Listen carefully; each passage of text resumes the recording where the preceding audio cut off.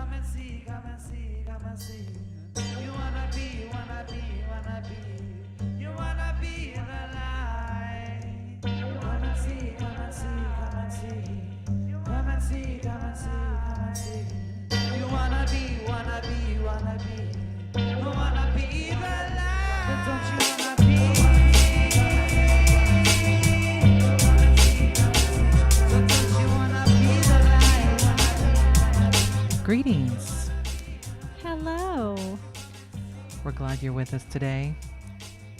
On today's episode, we have the marvelous Nora Herold with us. Nora is a channeler, a teacher, a Reiki master, a former Victoria's Secret employee, a theater actor and director, and we were thrilled to have her visit with us and have her on the show today. If you don't know, Nora has been channeling for over 20 years for people all over the world. And she channels a multitude of high vibrational beings, such as the Pleiadian Collective, Yeshua, the Faerie Being Calliandra, and the Lyrans and Lemurians. And in 2007, Nora began receiving these very specific transmissions about the integration of the fifth dimensional self and the reascension process, and she incorporates all of that into her work, which is phenomenal and amazing because it's something that we get to talk a little bit about in this episode. Yeah, you guys, we do talk about these monthly transmissions, but as someone who's been listening to them, they are such an invaluable resource. Whenever I am feeling like, what is going on? Trigger, all these emotions. Where are they coming from? What is happening?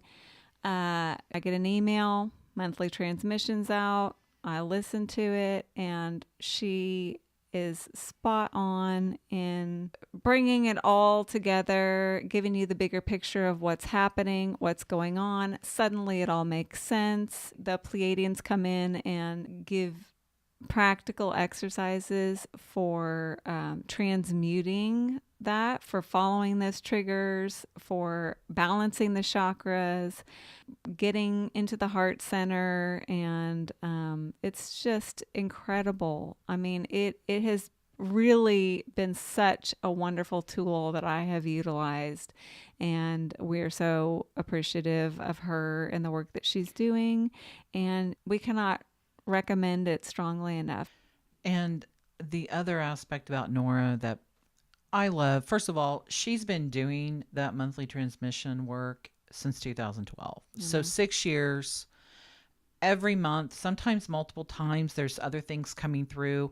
And she just really gifts a lot of free content with information and, like you said, practical techniques or just helping have a deeper awareness that sometimes, of course, everything is personal, but there are things that are working on a larger level that impact us. And if we don't know what those elements are, those energetics, whatever they may be, I know just for me personally how I feel more at ease with that awareness of like we're all being impacted by this, and how that's manifesting takes its own individual forms for everybody. Right. And as we know, we experience things on the personal level, but we're also going through things collectively, and the earth is going through her own things, and exactly. the galaxy is going through its own things. So there's so many factors to consider, which is why that higher dimensional perspective can be just what the doctor ordered, you know?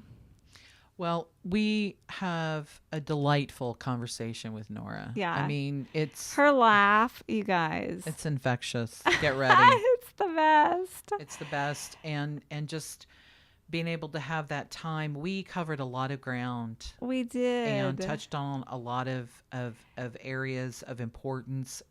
But the best part is that we got to know Nora and just what she's all about. Well, and that's really important to us, just making this show. When we have people on here, our guests that graciously agree to come on here and talk to us, for you and I, we're wanting to know, who are you? Yeah. Because I think it's really easy within, especially not just like the spiritual community, but any community, whether you're a musician or an artist, and people have this idea of you, right, as being what you're creating or what you're offering or what you're serving humanity with. And then there's you. Mm-hmm. We really want to know all these amazing human beings as who they are, and getting to share that with you guys, our listeners, is important. And so, without further ado, here's our wonderful conversation with Nora Herold.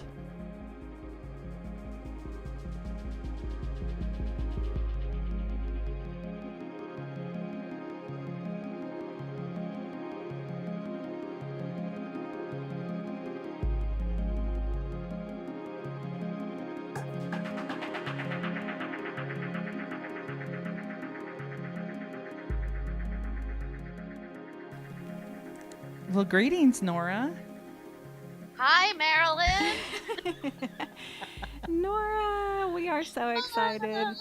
Melissa. Oh, we are so excited you're on here. I have to say that after years of listening to your beautiful voice on your transmissions, this is like a dream come true. I can't believe that we're just talking in real time right now.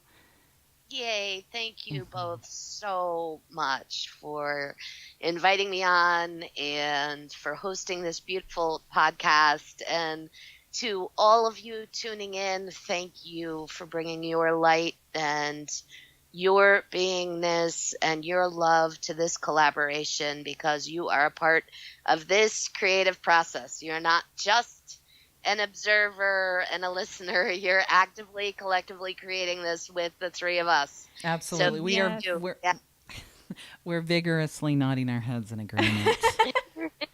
So true. It's so true. We are. That's so beautiful too. So for our listeners, where do you where is your beloved sacred spot on Mother Earth where you call home? What part of the world do you live in, Nora? Yes, so I am in Ojai, California, which Beautiful. it's this small town of around 8,000 people, and I think the valley itself is home to, I don't know what the exact number. It's a bit higher, maybe 15,000 people. About 90 minutes north of LA. Oh, okay. But it's filled with vortices and gateways and portals. John and I, my partner of 19 years, Jonathan, and I say it that way because, it makes total sense that we're still together, and yet, wow, that's like forever. We moved here just about 9 years ago. In May of 2009, we were guided to move to Ojai, actually by a client.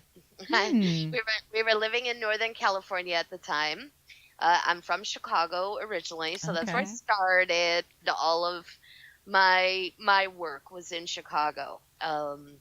Started doing readings there. Grew up in the suburbs of Chicago. I went to college downtown Chicago, so I moved to the city when I was 19. We moved from Chicago to Northern California in 2004, so almost 14 years ago now. Lived there for a couple of years in the Redwoods. It was just, fantastically beautiful. That sounds beautiful. And amazing. And it's funny because when I was younger, I was very much a city girl. I loved the energy of the city, and I was involved in theater and acting and directing and producing. That's what I did through most of my 20s. And I could never have imagined living in the middle of the Redwoods, right, on a property with a well and a septic system and a pond. Right? That felt horrible to me, to be honest. I thought about that when I was in my 20s. I was in a relationship with somebody prior to John, right? Like multiple partners in this life. And she said at one point that her vision was to live on a farm. And I remember thinking, like, oh, we're going to have to break up No if thanks. she really wants to do that. You're going to have to go your own way on that one. Mm-hmm. Which is funny because John, now my current partner, he loves to farm, right? Mhm. In fact, You had to take your journey to get there, though, right? so we were living in Northern California, living in the redwoods, having this just fantastic experience along the Russian River in western Sonoma County. It's I so encourage any of you to get out there if you can into the redwoods, into that land in western Sonoma County. It's just beautiful and magical. And I got direct guidance to move to Southern California, and I was like, no, right? I had a lot of friends who moved to LA, who are still acting and working in the industry. And God, Southern California just never resonated with me as a place I ever wanted to live. But, I know enough to listen to my guidance when it shows up and hits me over the head multiple times. This message was. So we took a trip, and I happened to mention to a client that we were thinking of exploring Southern California, and she said, I think you should look at Ojai. Mm. And she knew about Ojai because her son, at 13 years of age, when living in the Chicago area, decided he wanted to go to a private school in Ojai, California. And she and I had a big conversation about that because that really pushed a lot of her buttons. And my take on it was, yes, of course he should go to school in Ojai. This is a kid who had showed very little interest in school and suddenly was super excited, Right. So he did and had an amazing experience here. So John and I came down here and we checked it out. And I was like, no, ew, no, nuh-uh. I don't like it. Doesn't feel good to me. We came in the backside, and then we went to some coffee house and talked to some cranky screenwriter who not liking life, right? So we were like, no, I don't want to live in Ojai. And my vision at the time was I really wanted to live at the beach. Like that was my pull. So we moved to Encinitas, which is in northern San Diego County, and lived at the beach for a couple of years. And that was fantastic, right? To live at the ocean and connect with the ocean in that way, right? So it's, city and then redwoods and then ocean and beach. But we weren't doing well in Encinitas financially. Just it wasn't working for us, right? We were running out of money, to put it bluntly. And one of the things that happened while we were living in Encinitas was that I restructured my entire way of offering sessions and giving reading. So as a part of facilitating that, my clientele base, I would say 2/3 of it just disappeared to allow me the space and time to restructure my way of working. I was about to do a reading around the winter solstice of 2007. I was getting on the phone to sit with a client, and I heard very clearly from the Pleiadians as I put my hands on my tarot deck, because I was still working with my tarot at that point in doing readings. It was this combination tarot, channeling, psychic thing I was doing at the time, and I heard very clearly from the Pleiadians, put your cards down and do not touch them again in a private session. Don't you love it when direct guidance is so direct? As I'm dialing the phone, right? As I'm dialing my client, I'm like, are you freaking okay? Fine. So that happened, right? And then 2008 unfolded, and this whole thing with my clientele just pretty much disappearing to allow me the space to disconnect from my attachment to the tarot, because I had formed an attachment to the tarot and that way of working. And that opened me up to do a lot more direct voice channeling, which is funny because that's where I started. When I started, in my connection and contact with my guides back in 1996, I immediately began direct voice channeling. But 2 years later, when I jumped into being a professional psychic, channel, healer, whatever the hell you want to call me, right? Mm-hmm. I used the tarot as my tool for connection in those one-on-one sessions when I was $1 a minute tarot card reader in metaphysical bookstores in and around Chicago. Mm-hmm. And that became kind of what I was known for in the Chicago area and in the suburbs. And then when I moved to Northern California, right, that was everyone's frame of reference. Nora's this tarot card reader who's really psychic and also is a Reiki master and channels. But those things were like simmering on the back burner, right? They were kind of underneath. They weren't really what people thought of when they thought of me. They thought of me as a psychic.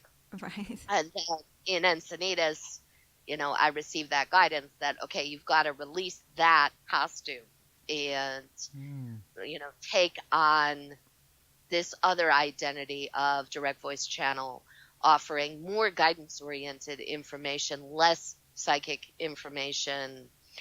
And that all happened then during 2008, coming into 2009 as we ran out of money, right? Right. And then Ojai came back into my consciousness, sitting at my desk, just freaking out, saying like, what are we gonna do? Right? And Ojai dropped back into my consciousness, and I said, really? All right. And went on Craigslist, and then we met like 3 people over the course of the next 3 days, all who were from Ojai or the surrounding area. And came up here, and the very first house we looked at is the house we're still living in 9 years later. So, Perfect design, perfect unfolding. Yes. It's funny how we're just talking about, kind of where I live. Yeah, that's the question you asked, but it's kind of opened up this conversation around how I live, right? Yeah. And this is how I live. It's often, at times, has been very much by the seat of my pants financially, right? I've often shared this. Mm-hmm. I don't, stockpile a big bunch of money and then do what I want. I seek out the experiences I want to have, and I start to give myself those experiences. And along the way, the financial means show up to support the experience. That's how we moved to California in the first place. We moved out to Northern California with very little in the bank, and from a fifth dimensional perspective, when you're running fifth dimensional operating system, you don't have a bank account. Right. Exactly.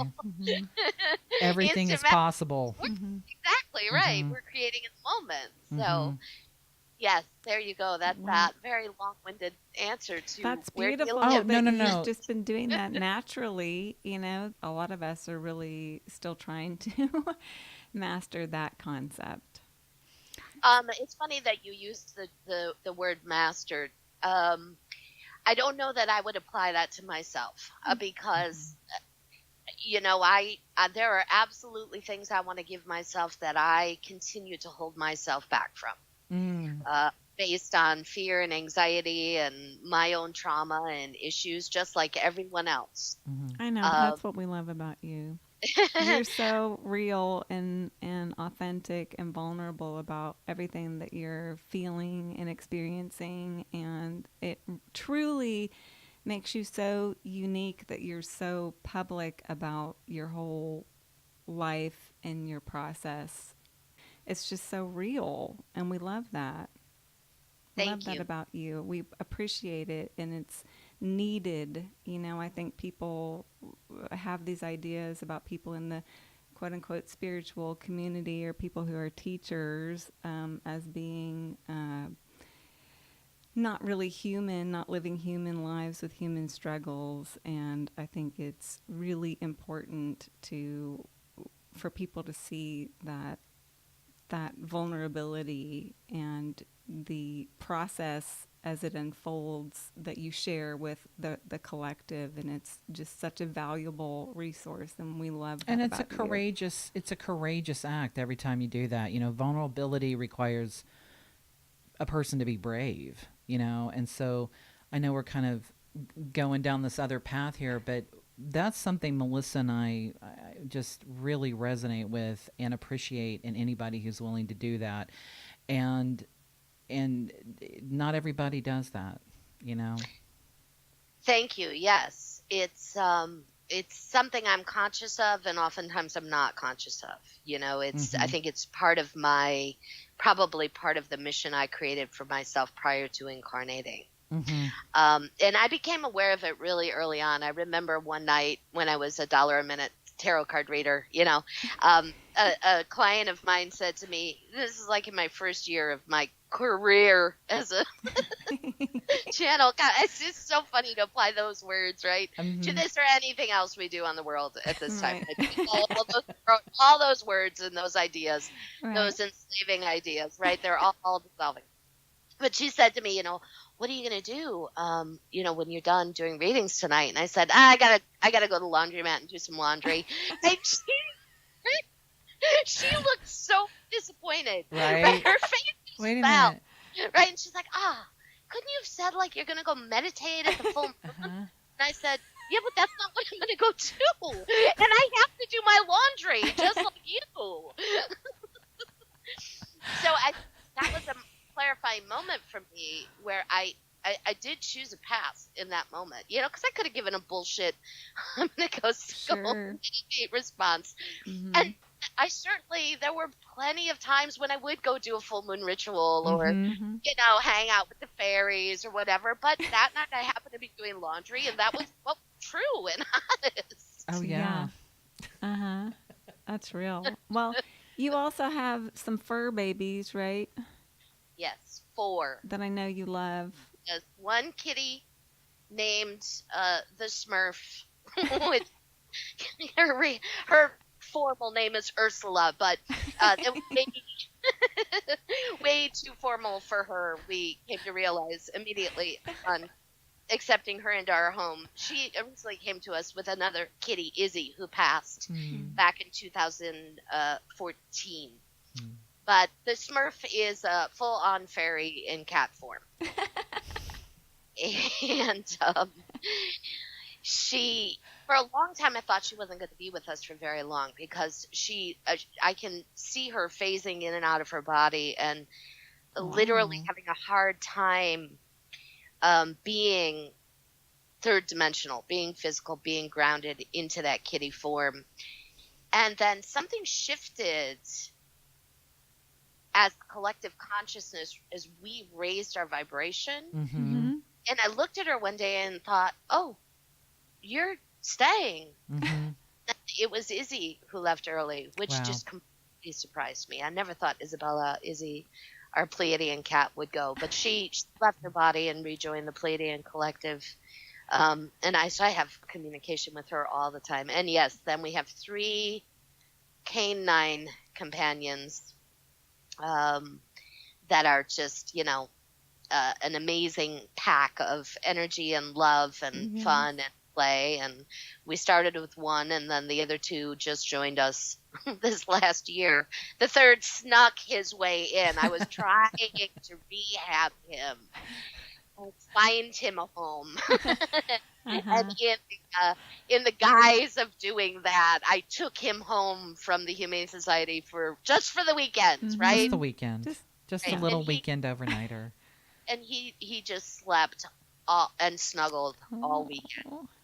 You know, he was exhausted from being in the shelter for months, not being in a full night's sleep. And it became clear that, you know, and our other 2 dogs, Zoe and Suki, our girls, loved him immediately. I mean, the first time he and Zoe met, they made out with each other. Now, Zoe can be a little picky with who she loves. She's our first canine. She's our queen here. And her tail started wagging. She ran right up to him and started kissing him. I said, and that I was so happy to see it. And then a part of me just went, oh crap. We've got 3 dogs now. We've got 3 dogs. And what's so fascinating is Rudy is a McNab, which is a breed that most people have not heard of. No. McNab, they're cattle herders. They look very much like border collies, and they were a breed of dog that were created originally from a man who lived in Scotland and then moved to Mendocino, California in the 1800s. And our first dog, Zoe, is a mix of Lab and McNab. And I only know that because somebody asked us once if she was a McNab, and then we looked into the breed, and I said, "Oh yeah." Oh, and wow. I got kind of attached to the breed. I got a little obsessed with the McNab breed, which is kind of weird for me to be obsessed with a breed of dog because I'm not really breed specific, right? But so I joined this McNab group on Facebook. McNab all the time, and then and we had a McNab puppy for a while, and he had to be rehomed because he needed to be in serious dog sports, and that was not something we could offer him. So that all unfolded last year, and that was extremely emotional for us. That was something I shared very publicly about, and something that, man, I have had so many judgments, right, and so many attachments about animals and the right way to be with an animal, right? And you should never, ever rehome an animal. Like, how could somebody give away an animal, right? This is one of the ways I work, right? I'll have judgments and attachments, and then, a few months later, a year or two, whatever, I'm right in that situation, right on the other side of it going, oh, crap. And that's how we work too. Yes. And that facilitates that transmutation of deeper trauma, right? And I release get to have that aha moment. And that opens me up to be more compassionate and unconditionally loving and more available. So finally, right, I get my McNab in Rudy. Rudy is this dog, and then I realize, oh, he's been my dog before in another life. And in that life, he was a McNab. Like, duh. And I recalled that very early in our relationship, John and my relationship. John is a Reiki master. When I met John, he was a Reiki master, and I was already professional channel reader. And, so together we just really helped each other expand out in our consciousness, right? He kind of facilitated in me a deeper understanding of Reiki and hands-on healing, and I facilitated in him a greater understanding of his connection with his guides and his ability to verbally channel. So he did a Reiki session on me very early in our relationship, and it was more just from he just kind of wanted to show me what Reiki was, but I had this really intense past life memory of being in Scotland and being the healer in the community, and then there was a change in power in the community, and I was dragged. My initial memory was, as John was working on my third eye, the first thing that I remembered was being dragged through the streets of my village by my long red hair, and then imprisoned, tortured, raped, and eventually burned. And as Rudy has come into my life, this McNab, I realized, oh, he was my dog in that life. He was the McNab that I knew back then. And so having him back with me now is, I even remember what I called him in that life. I called him Sir, which I think was a nickname for him. I mean, I know it was because he's very proper, and he's the most polite dog I've ever met. So there you go. Wow. Well, you bring up a real interesting aspect of Reiki, because we want to ask you about that. Were you already a Reiki practitioner when you and John got together? No, I was. How did that come about with you getting into? Did that stem from your relationship with John? Yeah, it was twofold. As soon as I started channeling. So, I established conscious direct contact with my spirit guide Mirando in November of 1996.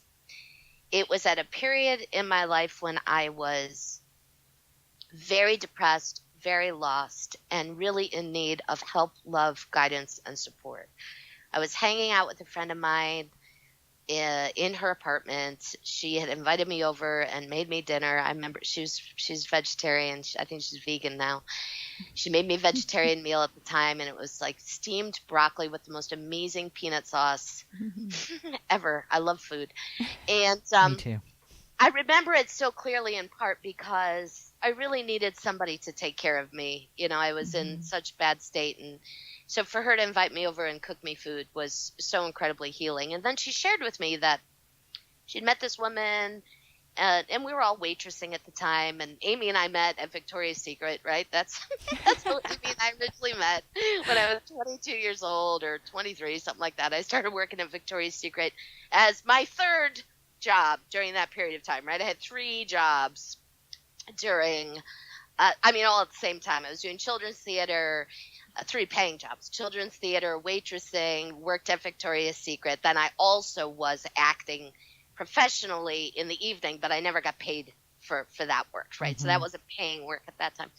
And then I had my own theater company for a while where I was directing and producing, also not paying.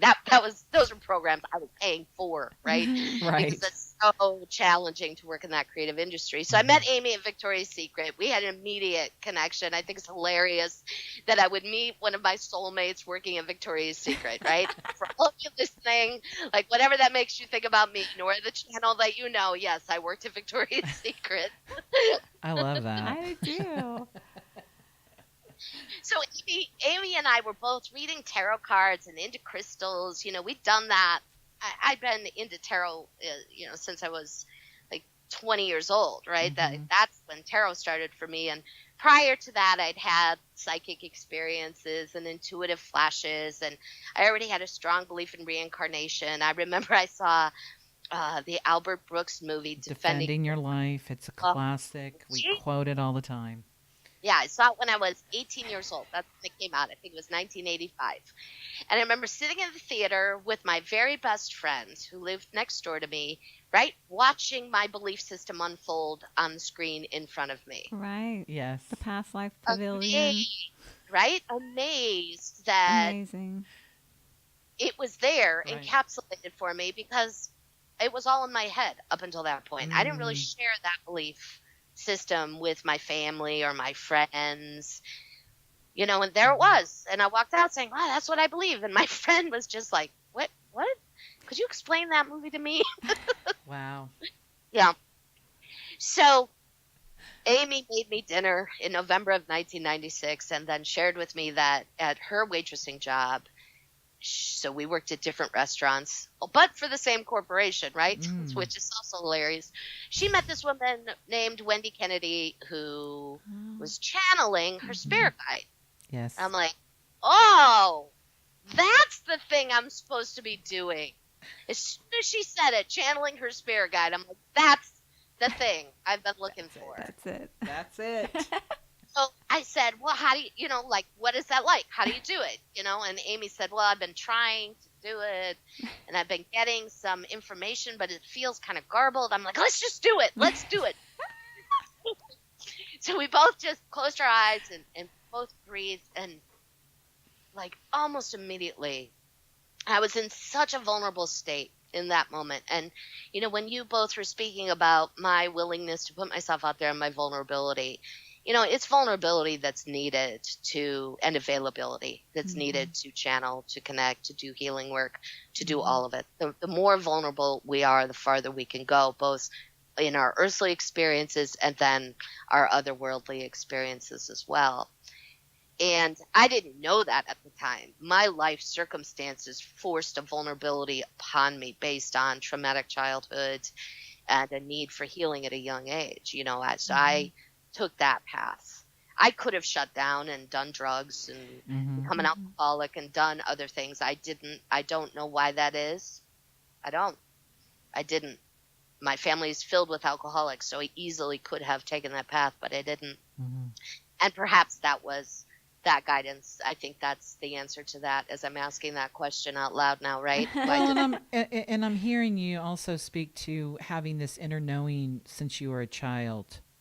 This knowing of and longing for that connection in that higher way. And so, of course, you came into the world with that framework. I mean, I truly believe we're coming in here with a certain level of skill sets, and whether we remember that and access for that, and sometimes it takes people a little bit longer to get to that or not, but it definitely seems, from just my own personal life experience also, and I'm going to speak for both of us because we're both like that, having that inner knowing from the beginning of being aware of being a human being here on earth as a very young child, and yet that being this strong, compelling force that we don't necessarily see, and sometimes we're not feeling that in those moments of trauma and having these difficult passages in our life, and yet it is this one thing that steers us and guides us and keeps us.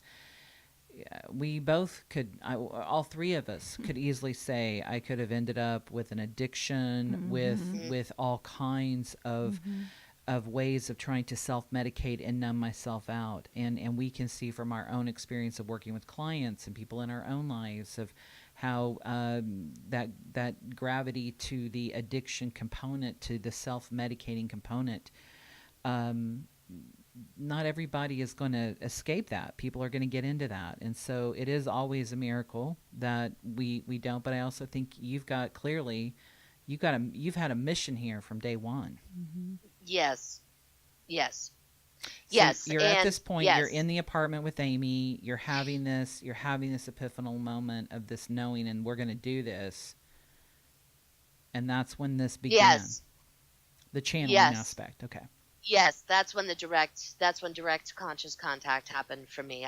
So we were both sitting there, and we both just started breathing, and I just felt this being link up with me, which is funny that I would say it that way, because really what happened there was I just put my attention on a being who had always been linked up with me, right? Right. But in the moment it felt like he was linking up with me, and immediately I saw and felt this yellow light that I just associated with his energy, and felt him to be male, and knew his name started with an M, which that's a lot for anybody who's listening to this right now, right? Yes. Right. That is a lot in a first time experience. But most importantly, what I felt was this transmission of unconditional love that was unlike anything I had ever experienced as Nora before in my life.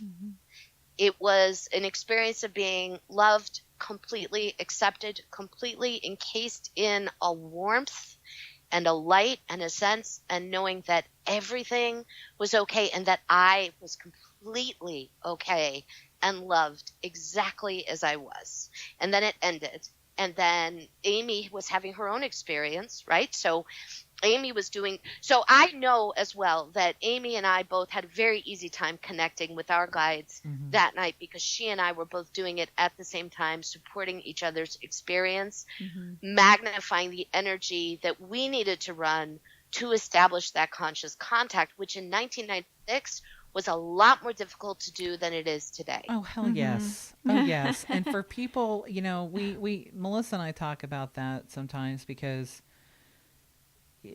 I remember, we both remember, because it sounds like we're all kind of in the same age bracket here. And in that time from the 80s into the 90s, and the vibrational frequency of everything in general being so much denser, and yet for everybody that was going through that and creating the path, I would say enhancing, amplifying the path by doing the work themselves. Yes. And that created and opened up more doorways. That's why this area has continued to grow exponentially since that time. But yes, we can definitely give your account there an amen on that, because that was hard. Yeah. I think it was I know it was the harmonic convergence in 1987 that really facilitated and triggered the exponential awakening on planet Earth. Yes. So I had this, amazing, Amy and I both had these experiences, right? They both were very short-lived. I think it lasted for maybe not even a minute, right? But it was so profound and life-altering. And then the her TV, the tube on her TV exploded. Oh, wow. And we both, and you know, I've had other experiences like that along the way. They're very few and far between, right? And they always happen to let me know, yes, Nora, that really just happened, right? Yeah. Because our third dimensional minds immediately want to start to doubt and Yes. question and cancel it out. And that's what the 3D mind is set up to do. It's set up to filter out extra dimensional experiences to keep us in the 3D program, especially, again, back in 1996. Oh, yeah. But what also happened for me, I'm answering your Reiki question here. Mm-hmm. So what happened for me in that moment was, it was like what a lot of people who have had near-death experiences describe. I walked into Amy's apartment feeling like crap and depressed and hopeless and disconnected.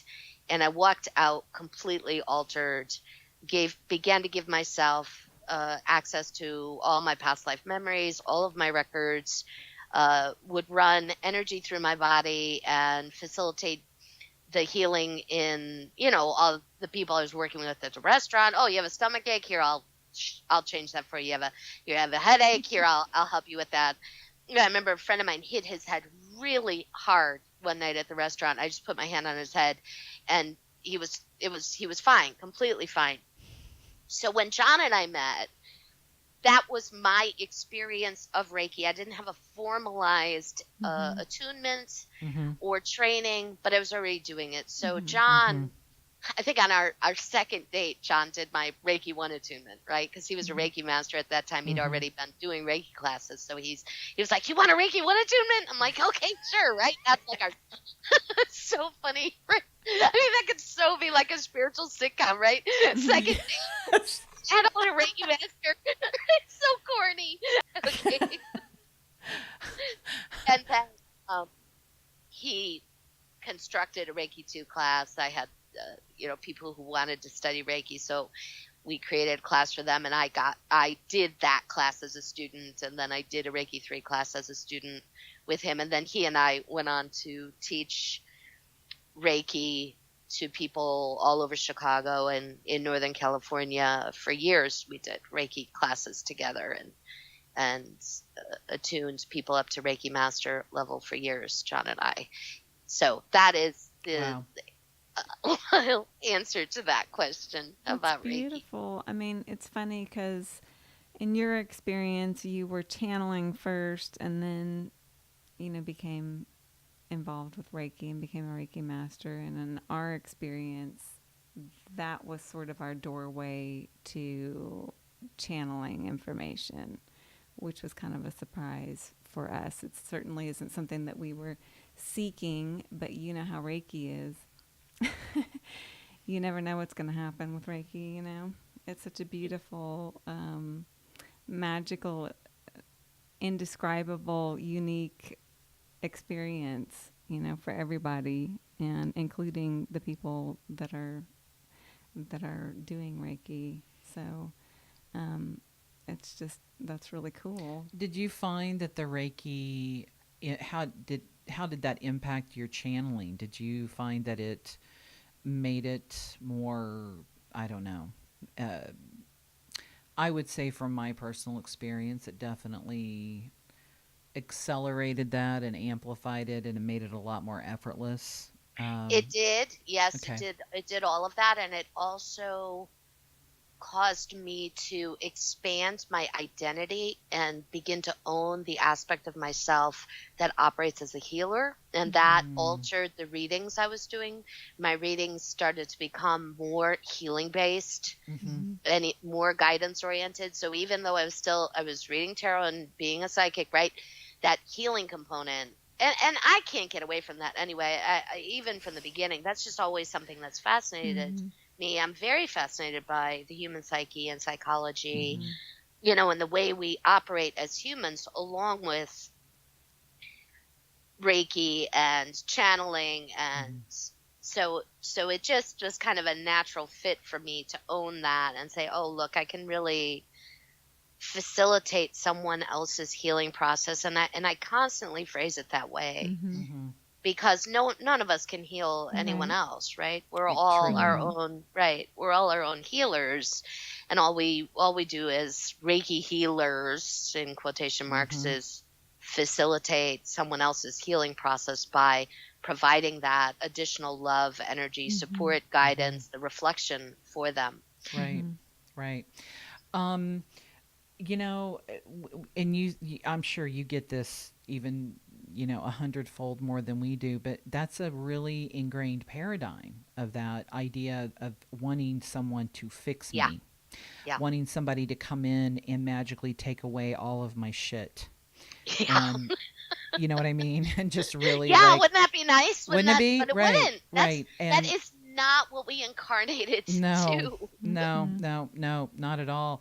And we have always taken that approach just within our practice, but with all of that, the aspects. And I think a lot of that is, of course, internally guided knowingness of knowing that you're accountable and responsible. You're creating your reality. So everything comes, your healing is that's on you to do that. And we, as facilitators, like you said, and we're holding the space for that, and Yes. just kind of shining a light, just we've all had that where someone, a being, an epiphany comes in and shines a light on our path and illuminates it enough for us to make it on down and go forward. Getting into a discussion about your channeling, how do you describe yourself as a channeler? As far as the type of channeling that you're doing? So I would term what I call conscious channeling, meaning, Nora, I am extremely present, awake, and aware while the channeling is happening. I think when I started channeling, I would have called it more semi-conscious channeling. There was a bigger gap. So when I started direct voice channeling, I would kind of hear it in my head, nod along with it, and then give it in Pleiadian voice, Miranda voice, Yeshua voice, whoever I was connecting with. But there was this gap. Now it's very immediate in the moment, seems to come directly through me, but that's not really even the truth of how it's happening. How I experience it is I receive these massive downloads of information and really massive downloads of energy, right? They're not talking to me in words, and they're not really giving me ideas. They are giving me these, and all of us, because we are all open to these downloads, right? So every single one of you listening, you have been downloaded at some point in time, and probably many times throughout this incarnation, by the guides you work with, the angelics you work with, the ETs you might work with, the fairies, whoever it is you're working with, right? So I received this massive download of information. So let's say I have a summer solstice event coming up, right? That's going to be a big channeling event that I'm doing. So already I've already received the download for that event. So what will happen between the time I receive the download, which is ongoing, right? It's not like it just all comes in one moment, like a package being delivered at my door, right? Knock, knock, knock. Here you go. Download from the Pleiadians. Okay. No. It's this constant stream of energy and information and light and vibration and sound and frequency and tone and love coming in. So then throughout the day, right, I'll just be doing my normal day, right? I'm in the shower, and then suddenly I just start thinking like, oh, yeah, wow, the massive clearing process happening right now. I think I should clean out the pantry, right? I'm looking at my pantry today. Oh, yeah, I really need. And, I start thinking about cleaning out the house, and so I suddenly feel like this intense drive, right, to just get rid of as much shit as I possibly can through my entire home. And then I start to realize, oh, that's a piece of this download that I've received, a major clearing to facilitate summer solstice transmission coming in. So to all of you listening, whatever you can do right now to clear physically, emotionally, mentally, energetically, your space, your life, if it is not serving you, if it is not a vibrational match for you right now, love it and let it go, or let it be, at least, whatever you can. My sense of this download coming in on the solstice, this transmission that collectively we're going to receive, is it's going to be another major accelerant for all of humanity. And, if we look at what's happening in our geopolitical spectrum right now, that's not surprising to hear that, right? Right. Well, I would like to say, just for everyone listening, and draw attention once again to the fact that if you go on Nora's website, you can be a part of, or you can listen later to the monthly transmissions. And you have been doing that for years. And it is so helpful to have these regular updates, because you are giving your perspective, these higher dimensional perspectives on what is going on, from the self all the way to the global and galactic perspective.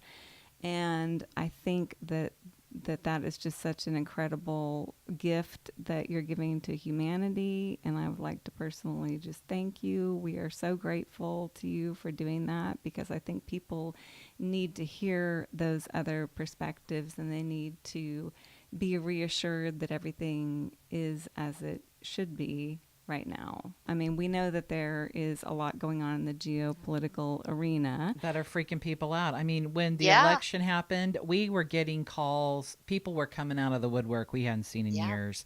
People Yeah. were in such a state of shock and fear and unsettledness. And you're out there addressing these geopolitical issues and how they impact us individually, but on the collective level.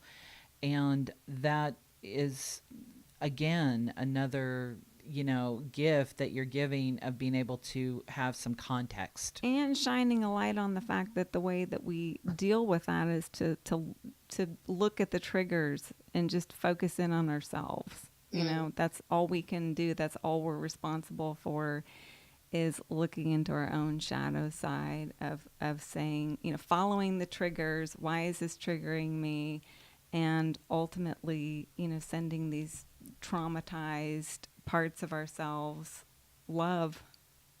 Thank you. Yes. I feel really fortunate that I get to do this. Mm-hmm. I feel really fortunate that I get to channel and provide that perspective.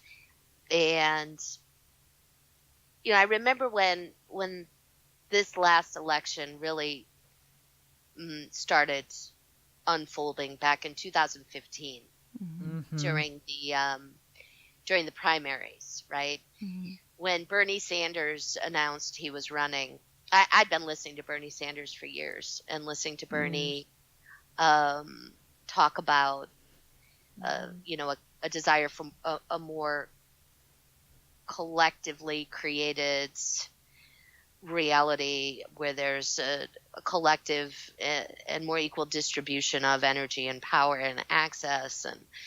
And for years, I thought, like, Bernie, come on, run for president. Why aren't you running for president, right? That was what I would say. I would yell at him from wherever I was living at the time.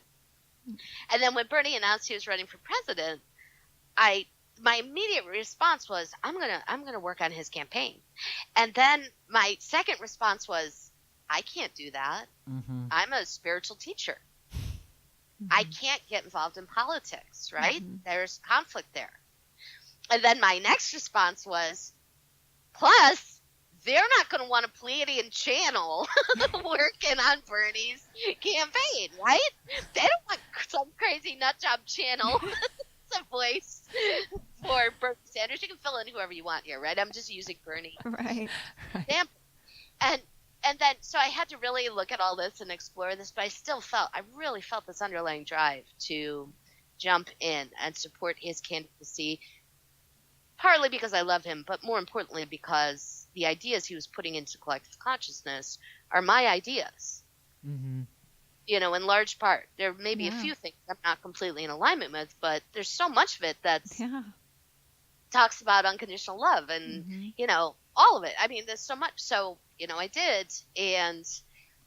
And one of the things that I really came to understand is, we used to be able to run a compartmentalized version of reality here on planet, where we would take on these roles, right? Spiritual leader or politician, and you are a spiritual leader and you are a politician and you are not the same.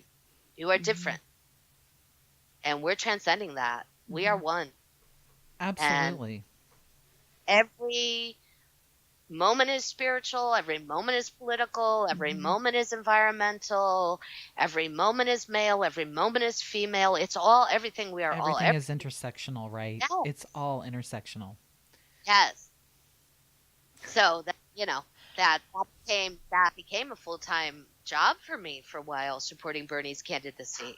Not a job I was not paid for monetarily, but a job that I was paid for in many, many ways, energetically and emotionally, and the beings that I met and connected with, and the work that I did.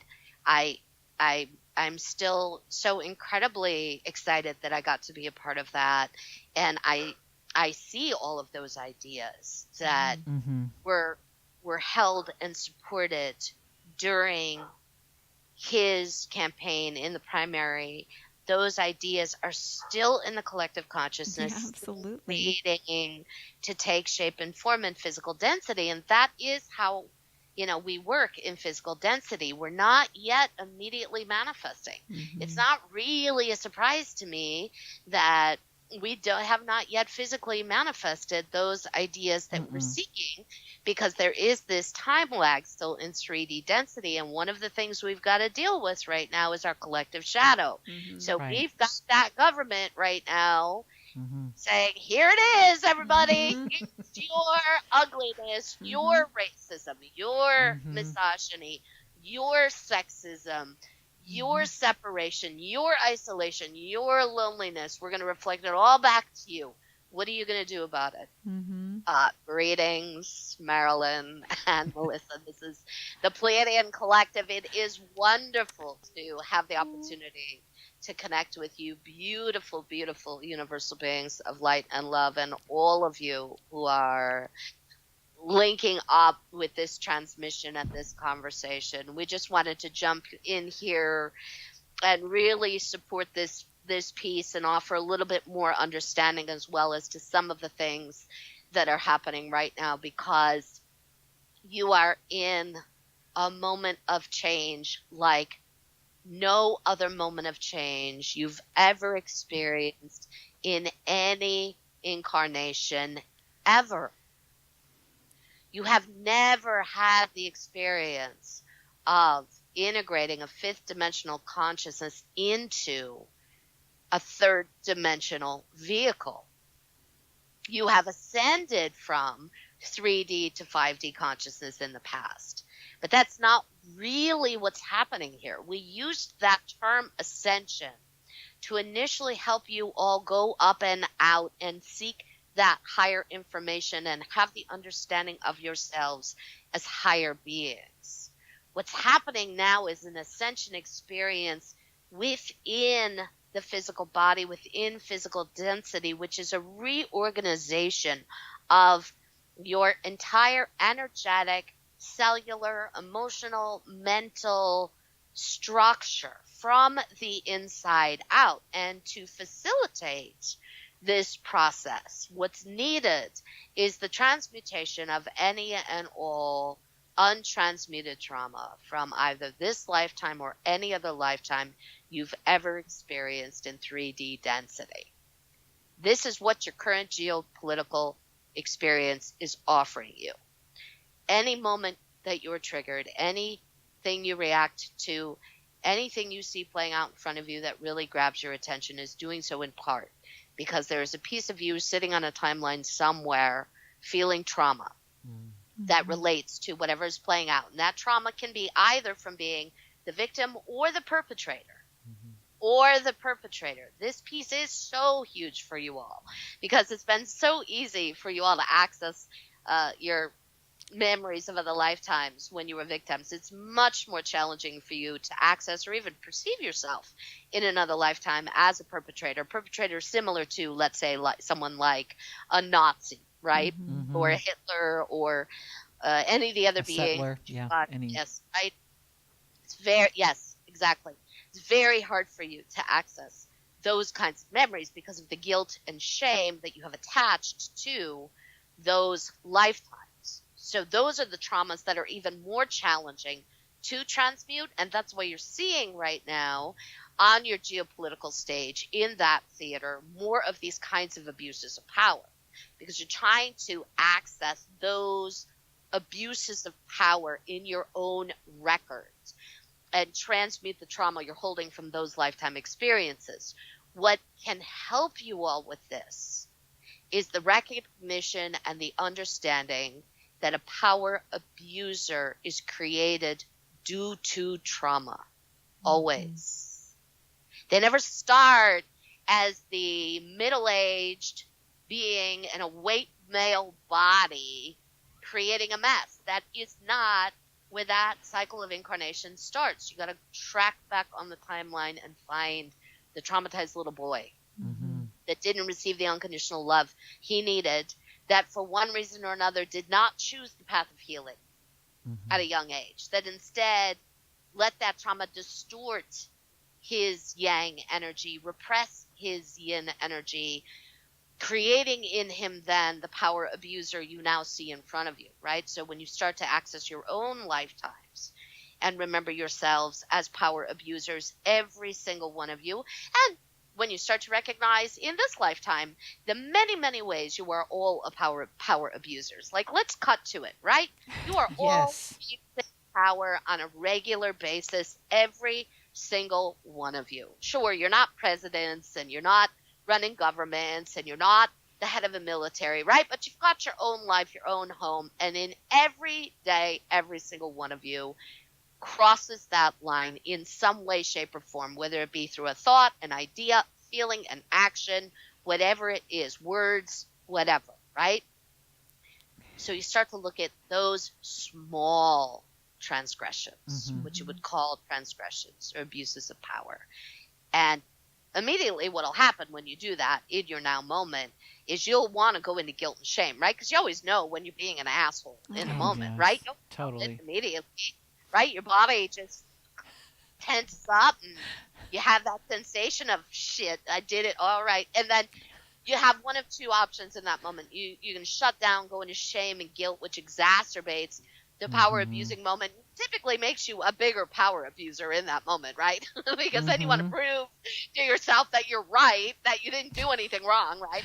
Right. Or you can take a breath, recognize that what's happening in the moment is happening because you've got earlier trauma you've not yet transmuted. That trauma got triggered inside of you, and activate unconditional love for yourself and hold more compassion for yourself. And there's a process that we've been offering to you all on planet Earth to facilitate this transmutation of trauma. And the acronym for it is FOAL, F-O-A-L. And the process goes like this. So first, you let yourself feel exactly whatever emotion it is you're feeling in the moment and identify it, right? Wow, look at that. I said that shitty thing because I'm feeling sad, angry, rejected, hurt, abandoned, whatever, right? You identify it and then you let yourself feel it. Feel your feelings without judgment. Second step then is to observe.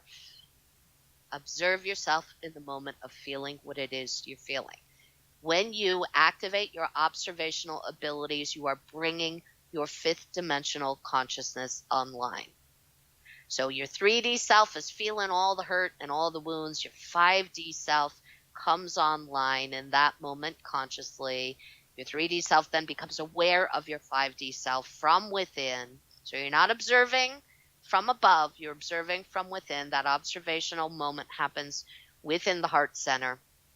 So you're observing, and as that occurs, you'll start to feel just a bit of a lessening of the intensity of the emotion, which then allows you to go into self-acceptance, right? That's the A in full. So there's feel, observe, and then accept. Then you just accept yourself exactly as you are in the shitty thing you just said, in the shitty way you feel. I accept myself right now as I am, which then allows for an automatic activation of unconditional love, the L piece in full, that runs from within, and then that unconditional love makes its way to any version of you in any moment of time and space that needs that transmission of love. Because when you're triggered in the moment, it's not just this lifetime experience that you're operating from. It is every lifetime you have ever had, are having, will have, and really are having, because it's all concurrent, right? So it's all right. Wow. That's beautiful. Thank you for sharing that. Yes, there's one other thing we want to share with you, and then we'll give you back to Nora. And that's, you're also in the process of transmitting trauma in the collective, right? The collective consciousness is doing the same events. And the things that the collective consciousness are working on transmuting right now, those traumas are things like the destruction of the first Earth, the fall of Atlantis, the fall of Lemuria, Pompeii, the wiping out of all pagan religions by Christianity, or the quote-unquote burning of the witches, right? You're working on these, the Holocaust, these massive, so many other, right, genocides and so many, and in on this world and off world, right? Anything that happened during the Orion Wars, any other kind of war, the original taking apart of the living library on planet Earth, the disassembling of the original fully expressed sovereign human into this dumbed down, enslaved version of human that you've all had to deal with for so long. All of this is being worked out collectively as well, and your leaders are really helping you with this. They are, right? Okay, it's Nora. I'm back. I mean, I don't go anywhere. I'm just talking. Right? Here's how it works for me. It's like there's me and then all the beings, right? So Nora's in the front of my body right now, and I just kind of shove the Pleiadians to the back, right? It's in the back now, but and Calliandra's there and Yeshua's there.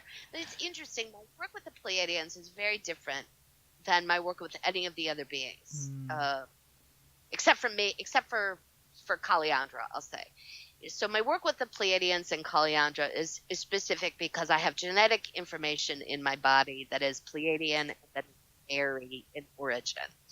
So because I have the genetic components, when I channel the Pleiadians, I am also channeling the aspect of myself that is Pleiadian, that knows herself to be Pleiadian. When I channel Calliandra, the Faerie, that's the same. I'm also working with my own Faerie identity. And that's true as well for Yeshua, although with the Yeshua Collective, I don't feel a genetic component for me. That's more energetic.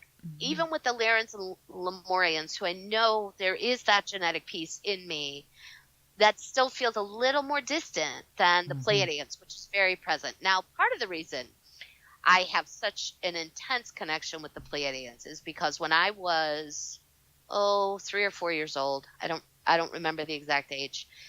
I was getting ready. My mom was getting me and my baby sister ready. We were going to walk down to the neighbor's house at the end of the block. And my mom was changing my sister.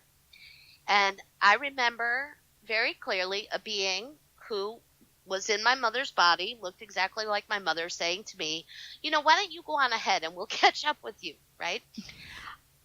Clearly, my mother did not say those things, but I remember it clear as day, crystal clear, that a being in my mother's body said those things to me. So I walked out the front door and I disappeared for a period of time. And I was later found in a neighbor's backyard. And nobody knew where I had been. My mother was completely freaked out. And I was really upset. And I have no memory of what happened, none. And my mother was super upset. And I was upset because I kept insisting that she had told me to go on ahead, and she was really mad with me, and I was mad at me, and I was really upset that she was mad at me at the time. Now, I believe what happened, or I know what happened, kind of cobbled together, although I don't have direct memory of it still. But the information I've gotten is that I had a meeting with the Pleiadians, and some of my genetic information was either switched on, altered. I had some kind of DNA adjustment occur at that time, which is one of the reasons why I feel the Pleiadian energy as a physical, visceral sensation in my body. Mm. Wow. I'm marveling at your story of being that young and having that experience, and having a very, for me personally, a very similar and yet very different, but the elements are the same, of knowing that have had this experience, even though you don't have any actual direct recollection of what's happening in that time span, right? From the time that you left your house until they found you in the backyard, and coming online, if you will, and having that, would you call that an activation of being switched on with this genetic material? Yes. Okay. Did you feel different from that Not point that I on? recall. Not that I remember at all. No, I was just really upset that I was in trouble. That's all I Right. remember. Well, it was an injustice because you didn't do anything wrong. Exactly. Yes. Yeah. Right. That's what I would And be. what's crazy is my sister, who was very young at the time, like maybe a year old, she remembers it. Mm-hmm. Gosh. She remembers how upset I was. Wow. And she remembers I was so upset because up until about the age of 5, I did not understand the concept of lying. After the age of 5, I got it, right? And I used it. But up until the age of 5, I did not understand it. I didn't do it. I didn't understand. I couldn't comprehend it. Do you feel you have Pleiadian connections within your own biological family?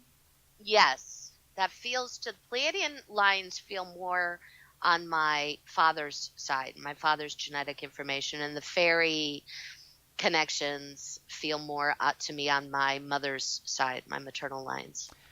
When did you come on with the connection with the fairies and with Calliandra? When did this awareness and embracing this and being able to channel her come online for you? Calliandra showed up for me consciously in 2010. Okay. I was getting ready to do a radio interview, and so I was just hanging out, right? And I think on Facebook or something, and I felt this being link up with me, and felt totally new and different. And right away, I was like, "Oh my God, this is very awesome! Yay!" Right? And I had worked with Brian Froud and Jessica Macbeth. Oh my God, get out!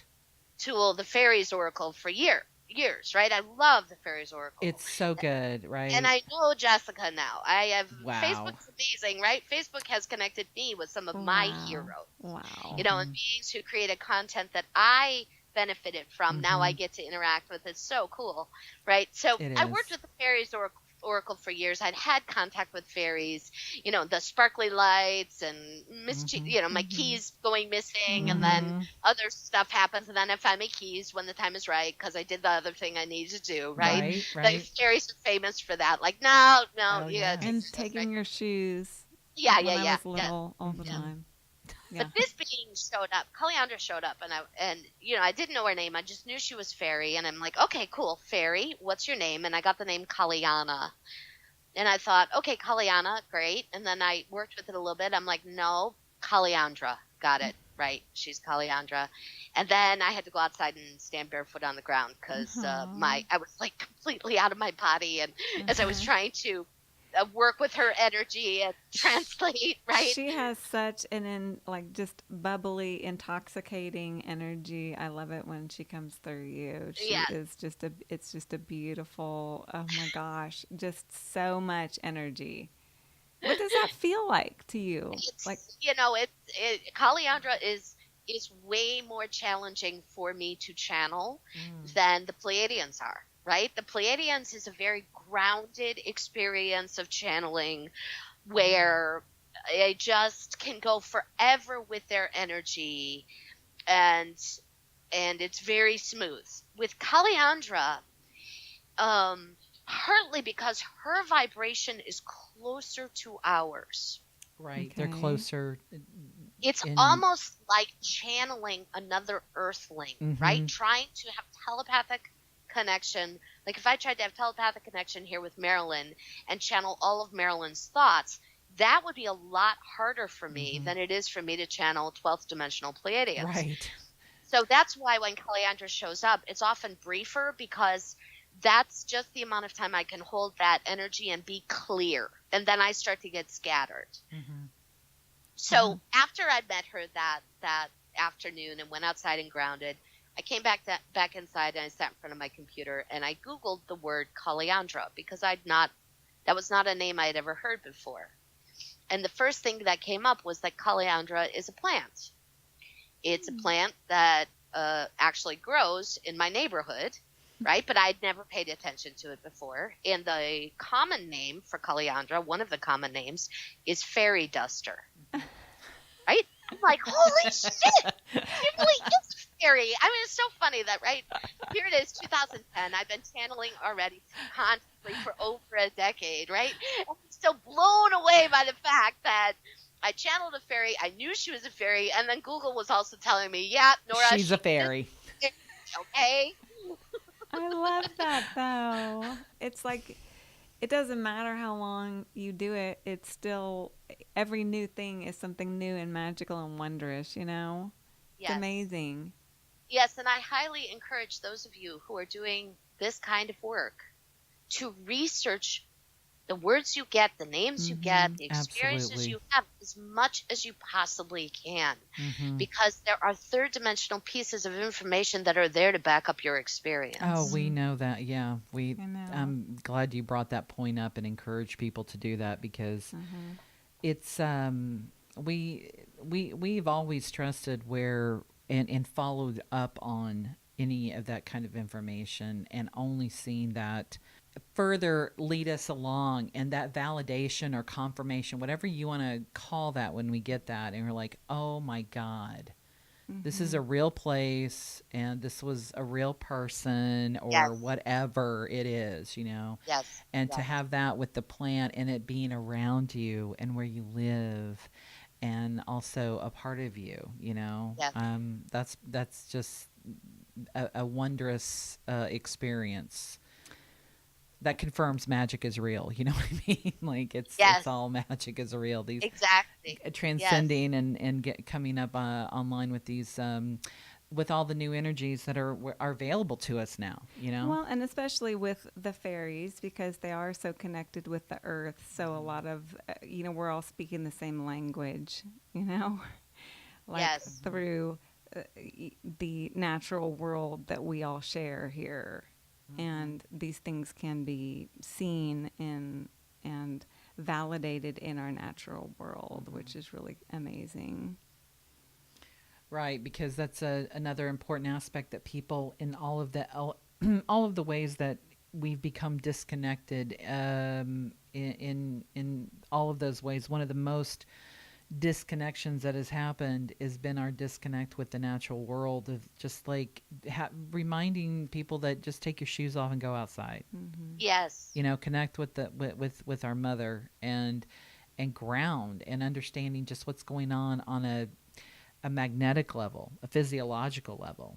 And well, and just tuning into all the elemental beings. And if you just practice that, if you look at that as a practice, as a daily practice, it's amazing how things just begin to unfold. And then all of a sudden the trees are talking to you, and the wind is speaking to you, and you're having a conversation with the entirety of Mother Earth, and knowing that you're not alone, and that you're supported and loved. Truly. I see in that you like to wear a beautiful piece of Labradorite around your neck. And as lithotherapists, we always are curious with everybody that we talk to. What are some of your favorite stones that you personally like working with, that is a part of your life? Yeah. Right now I'm wearing a piece of Laramar. And Laramar, I was just holding a piece of Laramar. It's funny. I didn't discover Laramar till maybe it was 2 years ago. Time is fair. I can't remember if it was a year or two ago. Right? Sis, come over and sit with us. We're the same way. It's like, what was that? A year ago? 2 years ago? Right. But for someone who accessed her memories of Atlantis, right, from start to finish over 20 years ago, to not have Larimar come across, right? Not even know Larimar existed until a year or two ago is, on the one hand, crazy. And then on the other hand, well, clearly there was some kind of divine unfolding around timing there for me. So I'm wearing Larimar now. I wear it a lot right now as I'm channeling, because that collective trauma from the fall of Atlantis, the fall of Lemuria, the Orion Wars, all of it, I see, they're all so interconnected. I see Larimar as a huge healer for that. I love amethyst. I have always loved amethyst. I am a February baby, so it is my birthstone. So I had amethyst as a little girl in some of my jewelry, as gifts. And then it's just, purple's my favorite color. So I have amethyst around me all the time.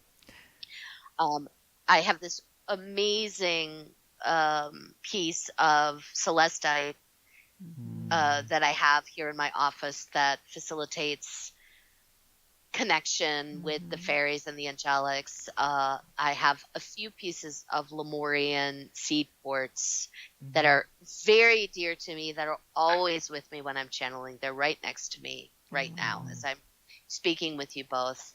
So that, I guess, answers. I have I have crystals, right?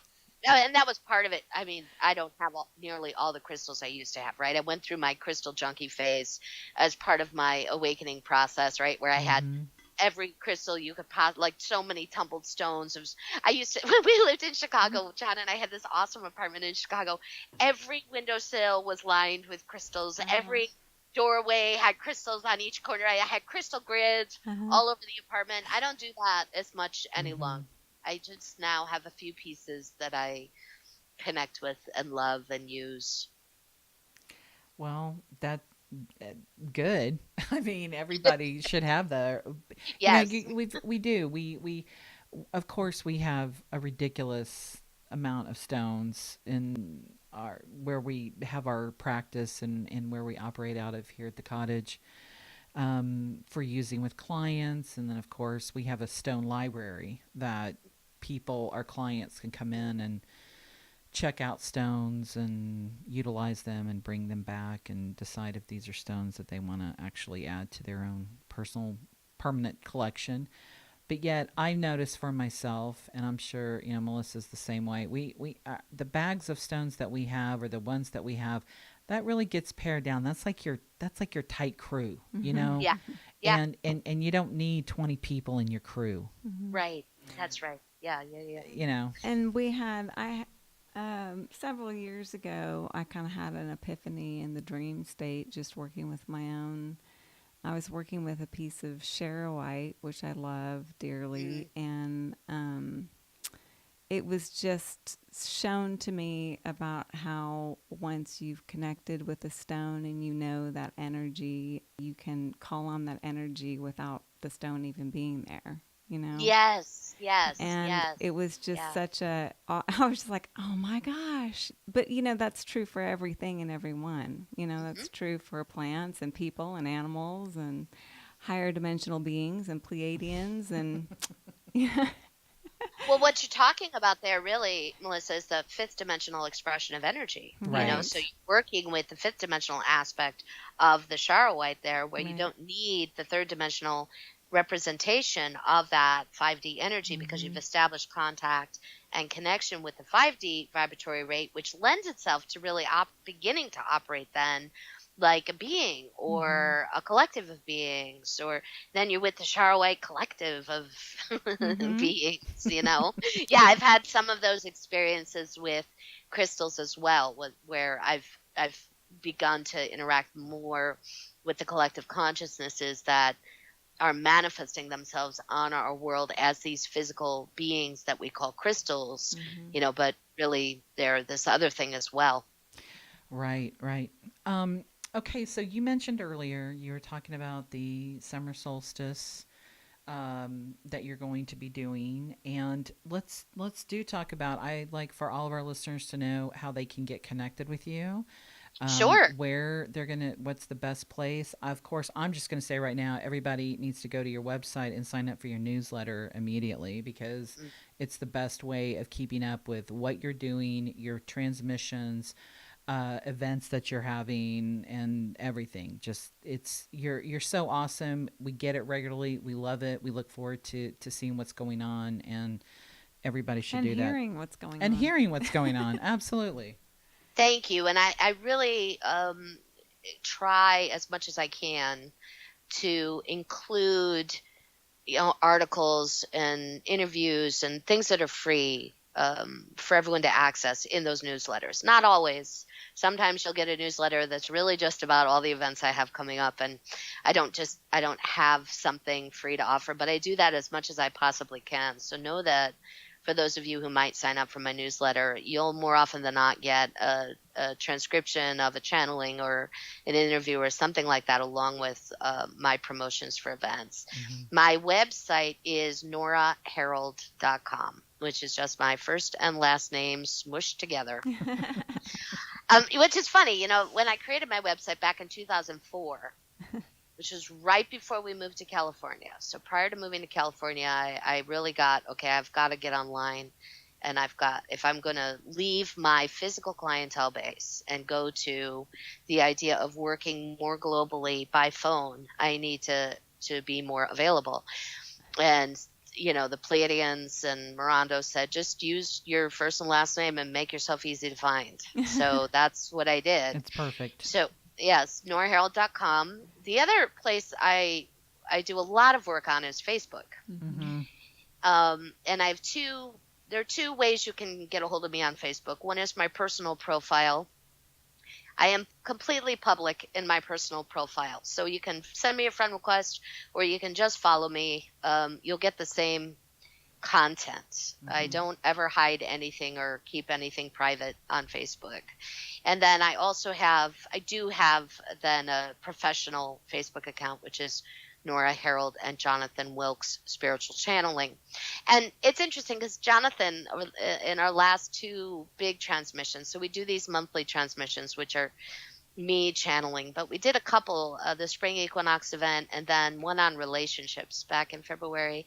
And John channeled publicly in those events and those webcasts and teleconferences. And he brought through the Cassiopeians and his guide Jaleel. And it was really fantastic to hear him begin to give voice to what he's always been connected with. And he will probably make an appearance on the Summer Solstice webcast as well. So those are really, and then I have you can follow me on Instagram. I put up a lot of pictures of my doggies and then also some channeled quotes and not so many pictures of me, I've noticed. So maybe I'll put a little more me out there. You need to step up your selfie game. Yeah. Yes. So is this Summer Solstice event that you're doing, is it an online event only, or are you also having something in person there in Ojai that you're doing? It is online. Okay. It is online and phone only. Yes. Okay. It's a teleconference and webcast. And although I am doing an in-person event June 9th in Los Angeles with John Burgos, who is the host of Beyond the Ordinary, which is an awesome telesummit, right? Yes. Love John Burgos. He and Sarah Landon, another channel, are co-hosting these monthly events. And on June 9th, Wendy Kennedy and myself will be the keynote speakers at the event. Wonderful. That event is both live and in person and live streamed. Oh, cool. You can go to greatawakenings.tv to register directly for that, or you can go to my website. The info is also on my website. Okay. That'll link you up with that event. I'm super excited. Yes, I think Wendy and I will do a little tag team channeling in the latter part of that event. We're going to present separately, but yes, she and I have not tag team channeled. And she's been channeling for a long time. Yes.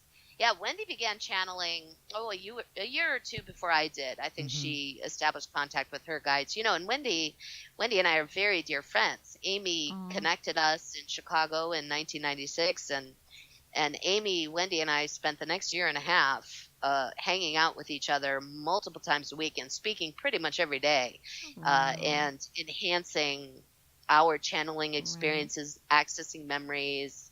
How The beautiful. memory thing was fascinating because we were all incarnate together on Atlantis and Lemuria during that period of time. And so as we began to access those records, you know, I would say, oh, I was Wendy's, right? And then I'd feel the next piece of information, and Wendy would say, mother, you were my mother. Right? Wow. It was like that for Wow. us. That clearly is something we planned prior to What a incarnating. gift, seriously, for you guys to be able to process that stuff together. Yes. And what's fascinating is, as I was going through this radical shift in 2008 around the way I worked with clients and my direct voice channeling, Amy flew out from Chicago. She still lives in the Chicago area. Wendy is in Southern California now as well. So that's part of the reason why I was guided to move to Southern California when we were living in the Redwoods, was to reconnect with Wendy. We had lost contact for a period of time. So we reconnected, and then Amy came out to visit, and the two of them came down and stayed at the beach with us for a couple of days. And, you know, as we reconnected, that was extremely supportive for me in my kind of restructuring of my work, stepping more fully into being a direct voice channel in a public way, and started doing direct voice channeling events publicly after that summer with that summer visit with Wendy and Amy. Well, that's quite amazing that, you know, and yet again, another testament that everything comes together in order to facilitate this expansion. And coming back together with Wendy like that, and having that spur and all of these other new, just whole new pathways open up when that happens, and we get the opportunity to do that with people. And yes, and I know and I get to do it again. Yes. Again next week. It's so exciting. That is exciting. I That's think very that would exciting. be, I think that would be amazing to do some co-channeling. That would be really incredibly cool. It's really fun. It's really the first time Wendy and I did it together, it happened very, you know, we created an event together. We didn't quite know how it was going to go. We didn't, you know, I don't get like a lot of prep. Right. Yeah, I get to download, and I have these random thoughts and ideas, and, you know, I'll come into a session knowing for sure I'm going to talk about maybe one or two things, right? So Wendy and I didn't really know the first time we channeled together publicly how it was going to go. And suddenly we found ourselves playing this game of hot potato, literally, where I would say, you know, I would talk, and then I would take a breath, she would start, and it was just back and forth for a little. It was super fun. Yeah. Wow. So, It's like playing music, you know? I mean, it's having that kind of back and forth like that. It's truly a magical experience, I'm sure, to be in it and to hear it, you know, to be in this is the audience. Pleiadian. This is the Pleiadians here. You know, it's collaboration is key right now in your integration and reascension experience. And one of the things that you've got to eliminate to be able to clearly collaborate is competition. So for Nora and Wendy, as both well-known Pleiadian channels, to collaborate in this way without running any of that competitive energy, they're holding that model and that vibratory rate for everyone to kind of say, oh, look, they're enhancing each other. They both sort of do the same thing, pretty much do the same thing. Well, they don't really do the same thing, right? But they're both known as Pleiadian channels, and that's enhanced their experiences as channels and their popularity and their connections and contacts and audience. Yes, and this is the time for all of us to be collaborating and co-creating and having these endeavors together. Truly, this is Nora. Truly, yes. Like with you, beautiful, beautiful beings today. Well, you've been a gift. Yes. This conversation today has been a gift, and not to mention, I know we give a lot of adulation, and it can feel, I'm sure, maybe a little, maybe too much, but it's coming from our hearts and a place of acknowledging all of the challenging paths that you've had to take as a human being here on this planet, to be at this point, to be a facilitator, to be a teacher, a guide, all of these terms that get bantered about, the way shower, whatever you want to call those things. Well, and it comes from a deep place of being spiritually awake and aware our whole lives at a time when that was rather challenging, and knowing that there were beautiful people like you and so many other people that we get to speak to who have been boots on the ground doing the work. We look at your work and everything that you've done and every decision that you've made to assist the collective as why we're here in this moment right now. Right. And we feel every bit of that. Feeling the totality of it. So thank you. We just have such Nora, gratitude. thank you so much. And thank you for taking time out of your day to day and visiting with us, and having this gift for everybody that listens to this podcast and that will be listening to this podcast, because, we absolutely adore you. We do, with all of our hearts. Thank you, Marilyn and Melissa, both of you so much for having me on and sharing my work and my light and my story. And I've had a really, really fun time today. Good. As Nora, and I want to, I want to highlight that, because more often than not, when I'm doing an interview, I'm primarily channeling. And then there's a little bit of Nora. And this is the first interview I've done in a long, long time where it's been mostly Nora. And I really had a lot of fun. Yes, Right. I know that. I got that when you invited me. I could feel that in your invitation, like, okay, cool, I'm going to go on and be Nora. And I think that's one of the things I've been working on is in my work is there's I can feel a new path opening up. Because channeling, which is fantastic, and I love it, and it's amazing, it's also kind of this niche thing, right? And sometimes I feel a bit limited in my scope because I'm a channel. As far as the numbers of people I could be connecting with and reaching in this information and message about self-acceptance, unconditional love, these very kind of simple, basic tenets and ways of living. So I'm opening to that as well. And I can't imagine ever letting go of identifying as a channel, right? Or letting go of sharing that piece, but finding a balance between being Nora and channeling, as opposed to predominantly channeling, is one of my intentions right now. So I really appreciate you all creating that opportunity for me. Thank you. And thank you both so much for your beautiful work in your service to humanity, both in these podcasts, but also in just the amazing healing work that you do. And then also in the way that you are both living your light, and your shadows, and that's part of it, right? Living our light, our shadows. Yeah. Oh, yeah. It's funny when you talk about my service to humanity and blah, blah, blah, right? Sometimes it's just Nora needing to freaking survive, right? Where I'm like, I better create another event so I can pay my rent next month, right? Yeah. Yes, we do.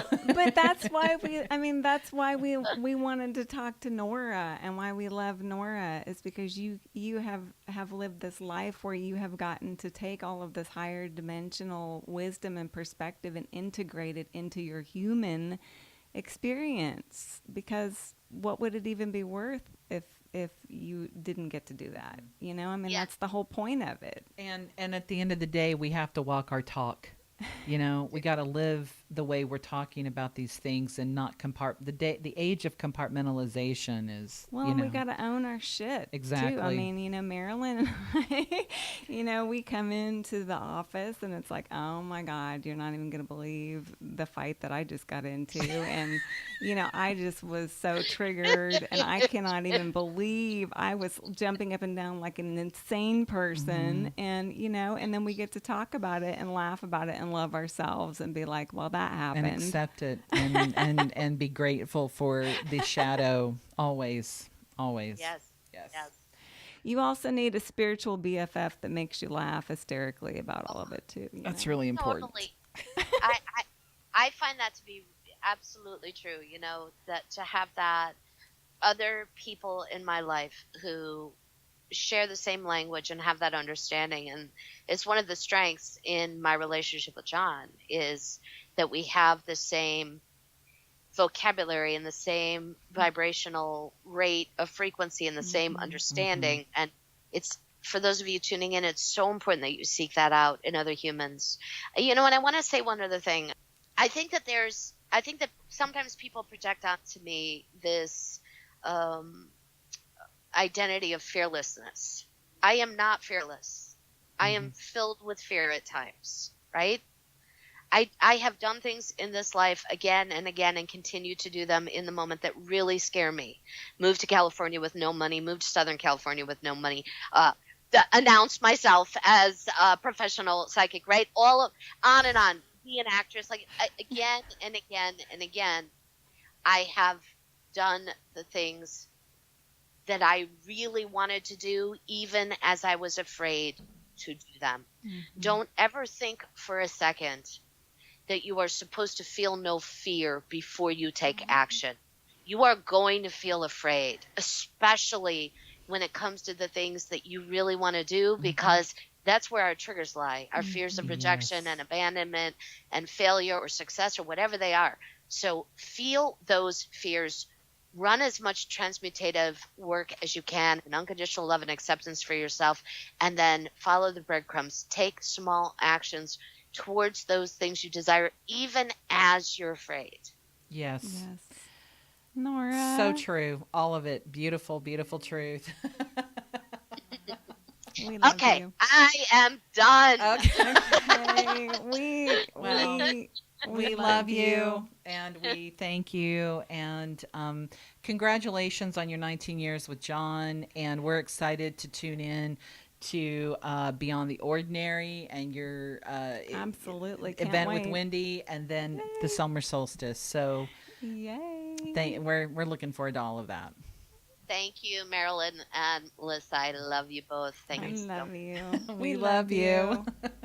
Have a wonderful day. Have a beautiful you. day. Thanks, Nora. Bye. Bye.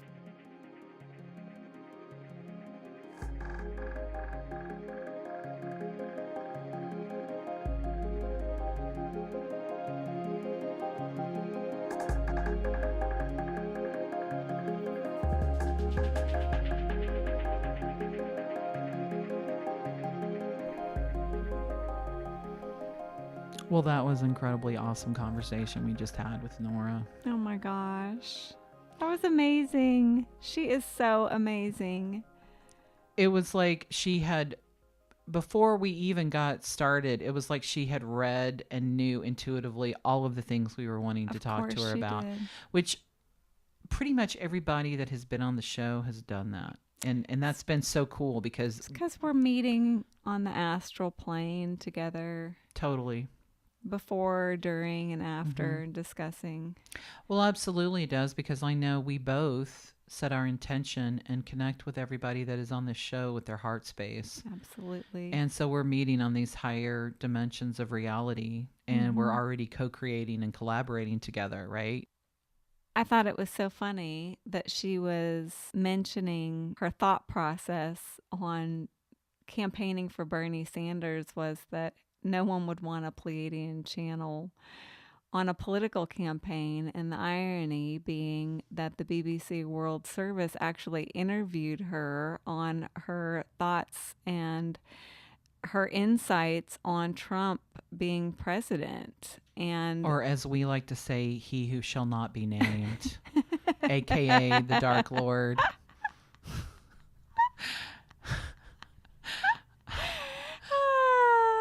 Yes.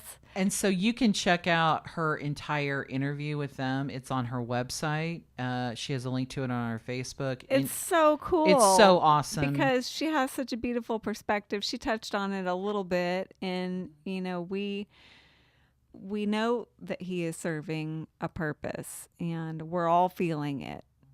And also, the Pleiadians came through and gave us that amazing exercise, the foal, The foal, F-O-A-L, the foal. that we can utilize whenever we're triggered by Donald Trump. So it's like a win-win. It is. And that just alone, not the peas didn't come through just once, they came through twice. And that was such a beautiful gift to get to receive that and to have that just beautiful high dimensional wisdom coming through and giving us that, because we all can use it. And that little exercise alone is really powerful. It's everything. I mean, we're living in some crazy times right now. There's a lot of high strangeness out there going around. A lot of people being triggered right and left. And all we can do is to deal with our own shit. And the only person that you guys have control over is yourselves. And if you can follow those trails and love every part of yourself that is in trauma, where all of those triggers live is from trauma, and learn to really sit with it and to feel it and to accept it and to love it. That is a powerful, powerful, powerful thing. And that just you doing that on the personal level is going to change the world. And sometimes it's hard to wrap our brains around how that is even possible, but we're telling you it is happening. It is absolutely vitally important, because change only happens on our own individual levels in our own lives that we have control over. And when we do that and we're working through these ingrained triggers and programming and the framework that we're all trying to transmute and transcend from, and through that, we have to incorporate these practices in our daily lives. And if we don't love ourselves unconditionally, you're not going to love anybody or anything else. And it has to start with us. So today's conversation with Nora was just another powerful, beautiful reminder of all of that. And we love each and every one of you, and are grateful for you listening to this podcast. And if you love this podcast and you have enjoyed receiving wisdom from our guests, from practices, to please share this with just one person in your life that you feel would like it as much as you do, and that would also give you another person to be able to talk to about these topics. And it is really important for us in pursuing what we feel is our path and doing our work, that if you can leave a review, it means everything to us. We all know that there's all kinds of algorithms and factors that work behind the scenes, and we want everybody to be listening to this that is guided and in resonance with what we're talking about, to share it and to be able to listen to it. And that means people that don't listen to it right now. And that's only going to come from our listeners right here today, sharing and helping us in that way to support our endeavors. So as always, we love you all unconditionally. We're grateful for each and every one of you. You can visit our website for today's show notes and the links to Nora's website, Facebook page, YouTube channel, all the good stuff.